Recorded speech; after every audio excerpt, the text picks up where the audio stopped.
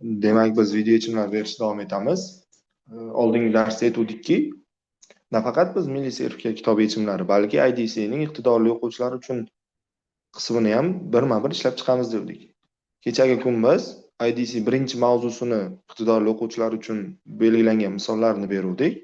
Bugun endi IDC ikkinchi mavzusi bo'linish belgilari, tub va murakkab sonlar mavzusidagi iqtidorli o'quvchilar uchun misollarni ko'rib boshlaymiz. Demak, birinchi misolda e'tibor bersangizlar, ya'ni kitobdan 91 3A 25 6B soni 11 ga qoldiqsiz bo'linsa, A plus B ning barcha qiymatlarini toping.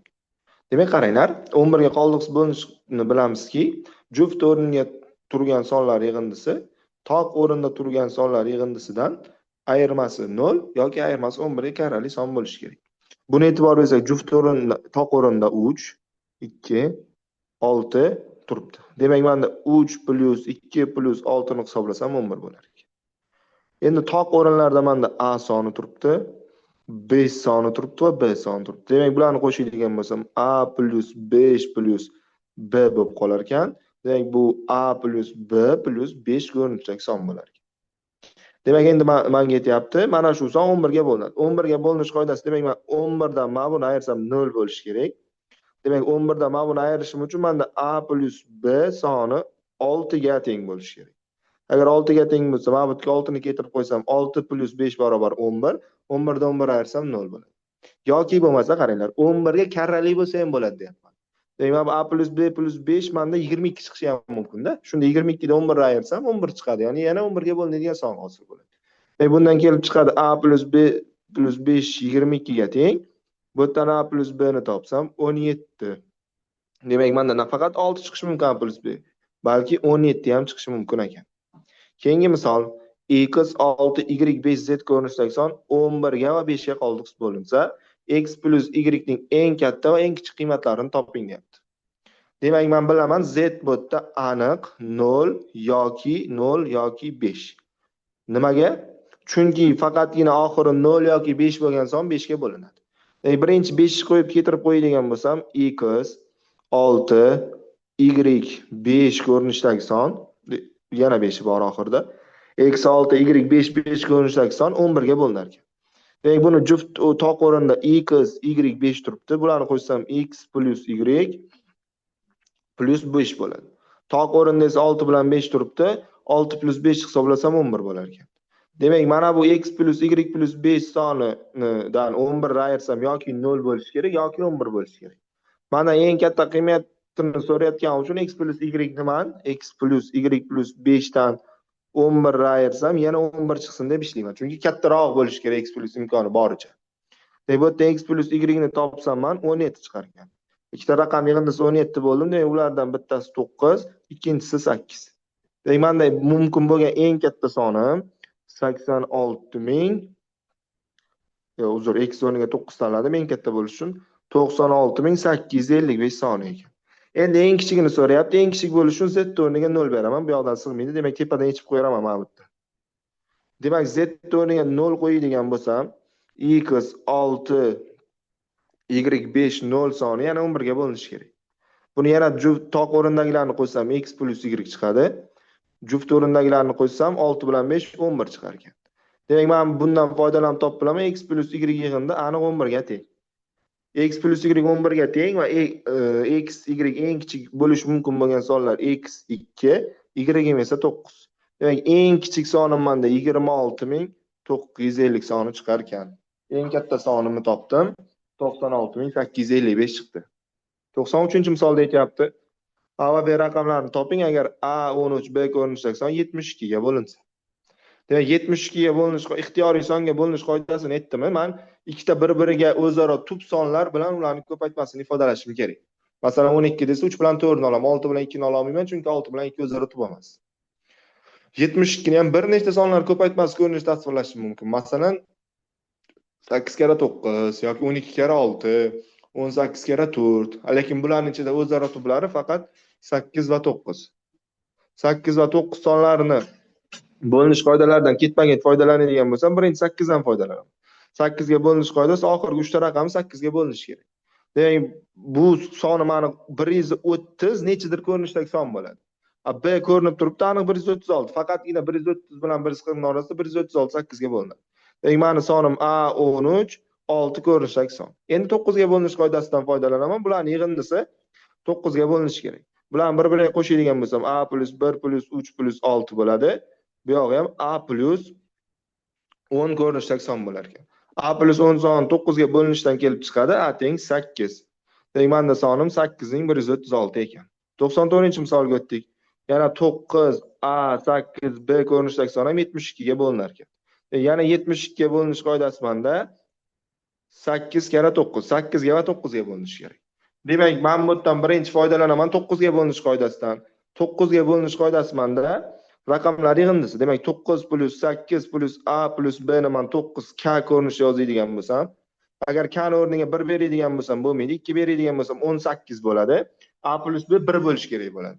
A + 1 B bo'lsa qaranglar. Demak, 17 bo'ladi. 17 + A + B ni men agar 18 ga tenglashtirsam, A + B teng 1 bo'ladi. Bu yerdan A teng 1, B teng 0 bo'lsa, oxirgi uchta raqamim 180 bo'lib qoladi.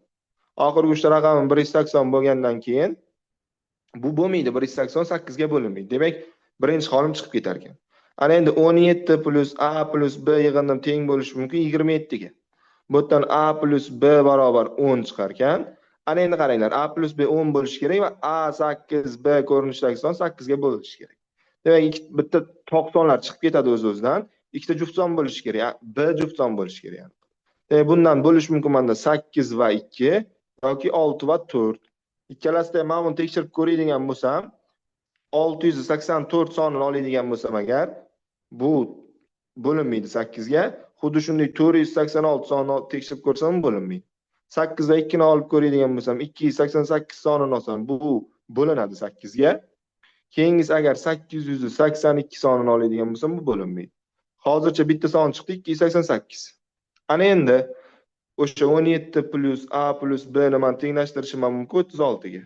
Bu yerdan A + B barobar 19 chiqadi. Demak, ikkita raqamning yig'indisi hech qachon 19 chiqmaydi. Demak, menda bo'lish mumkin bo'lgan yagona son 9288 soni ekan. Yaxshi, keyingi misolim 4A2B ko'rinishli son 44 ga bo'linadi. Demak, 44 ga bo'linish qoidasi bilamanki 4 va 11. Demak, birinchi 4 ga bo'linish qoidasidan foydalansam, oxirgi ikkita raqami 4 ga bo'linishi kerak. Bundan kelib chiqadi B menda bo'lish mumkin 0, B bo'lish mumkin 4, B bo'lish mumkin 8. Har bir holi bo'yicha 11 ga bo'linishini tekshiraman. Birinchi B ni o'rniga 0 ni qo'ysam, 4A2 0 ko'rinishdagi son 11 ga bo'linishi kerak bo'ladi. Bundan kelib chiqadi, qaranglar, 4 ga 2 ni qo'shsak 6, demak A ga 0 ni qo'shsak ham 6 chiqishi kerak. Chunki ayirma 0 bo'lishi kerak. Demak, A teng 6 chiqadi, B teng 0 qoladi.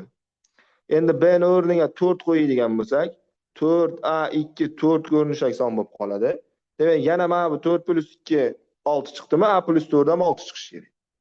Demak, buni hisoblaydigan bo'lsak biz B teng 2 chiqadi. Endi oxirgi holimiz 8 ni qo'yadigan bo'lsak, 4A2 8 ko'rinishdagi son bo'ladi. Yana 4 ga 2 ni qo'shsam menda 6 bo'ladi. A ga 8 qo'shsam A + 8. Endi men qaranglar, A + 8 dan 6 ni ayirsam 0 bo'lmaydi hech qachon. Demak, A + 8 dan 6 ni ayirsam endi menda 11 ga karalaysa, ya'ni 11 chiqib qolishi kerak bo'ladi. Demak, A + 8 dan 6 ni ayirsam 11 chiqishi kerak bo'lib qoladi. Bu yerdan A ni topsam 9 chiqar ekan. 17 9. Demak, menda bo'lish mumkin bo'lgan sonlarim A teng 6 da B teng 0. Buni yozadigan bo'lsak, mana buni o'chirib qo'ysak endi 4620 soni bo'lar ekan. B ni o'rniga 4 qo'ydim, A ni o'rniga 4. A teng 2 chiqdi. Demak, 4224 soni bo'ldi. Demak, B ni o'rniga 8 qo'yganimda A teng 9. 4928 sonlarim chiqar ekan. Keyingisi 96-misolda 1 dan 100 gacha soni 9 ga bo'linadimi deyapti. Demak, 9 ga bo'linish qoidasi raqamlar yig'indisi. Demak, men 1 dan 100 gacha bo'lgan sonlar raqamlar yig'indisini topib 9 ga bo'lib ko'rsam, men bilamanki o'sha son 9 ga bo'linadimi yoki 9 ga bo'linmaydimi. Demak, bu yozib chiqaman. Avval 1 dan 9 gacha sonlar yig'indisini topsam 9 chiqadi. Keyingisi 10 dan 19 gacha hisoblaydigan bo'lsam, 1 dan 9 gacha 45 chiqadi. 10 dan 19 gacha 55, 20 dan 29 gacha 65, o'ttizdan 39gacha 75, 40dan 49gacha 85, 50dan 59gacha 95, 60dan 69gacha 105, 70dan 79gacha 115, 80dan 89gacha 125, 90dan 99gacha 135 chiqadi.